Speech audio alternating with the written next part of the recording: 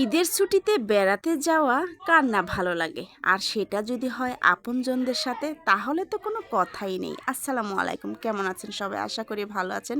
আলহামদুলিল্লাহ, দেখি বুঝতে পারতেছেন আমি কতটা ভালো আছি। সবাইকে নিয়ে চলে যাচ্ছি মেজো আন্টির শ্বশুরবাড়িতে বরহানুদ্দিন।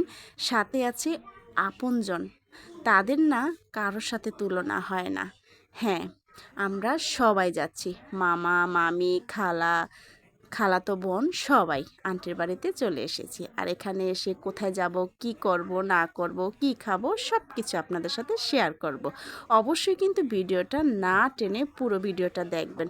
হয়তোবা আপনাদেরও ভালো লাগতে পারে, আপনাদেরও শৈশবের কিছু কথা মনে পড়ে যেতে পারে। এখানে কিন্তু শৈশবেরও কিছু স্মৃতি আছে, সেটা আপনাদেরকে দেখাবো।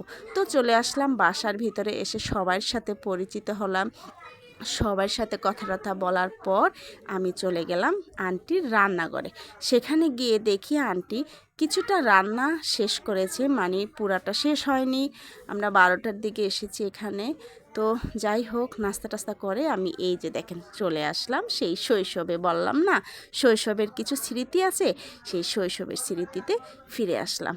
কেন জানেন শৈশবের স্মৃতি বললাম? হ্যাঁ, এই যে দেখেন ছোট ছোট বাচ্চারা এখানে এসে দেখি নদীর পাড়ে মরিচ আর লবণ দিয়ে একসাথ করে আম খাচ্ছে। এটা তো সব ছেলেমেয়েরাই খেয়ে থাকে, আপনারাও খেয়েছেন অবশ্যই। কিন্তু এখন বড় হয়ে গেছেন বা চাকরি করতেছেন বা বিভিন্ন কারণে এই শৈশবের স্মৃতিটা মনে করতে পারতেছে না। তাই ভাবলাম আপনাদের সাথে একটু শেয়ার করি, আপনাদের ভালো লাগবে। আমিও কিন্তু বাচ্চাদের সাথে ভীষণ এনজয় করেছি, আমার বেশ ভালো লেগেছে। এখানে এসে আমি সেই মরিচ দিয়ে আম খেয়েছি, কাঁচা আম, এত মজা লেগেছে কি বলবো, প্রকাশ করার বাহিরে। যাই হোক, অনেক দুষ্টামি করলাম, অনেক গল্প করলাম বাচ্চাদের সাথে।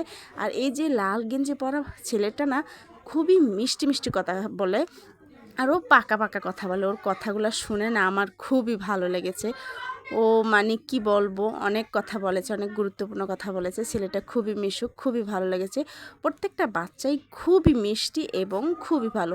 যাই হোক, এর ভিতর দেখি আমার মামাতো বোন, সরি খালাতো বোনের বার্থডে। তো এখানে আমি নদীর পাড় থেকে ঘুরে এসে দেখি এখানে বার্থডের জন্য এই মানে রেডি করতেছে, সাজাচ্ছে সব কিছু। তো যাই হোক, বার্থডে পালন করলাম।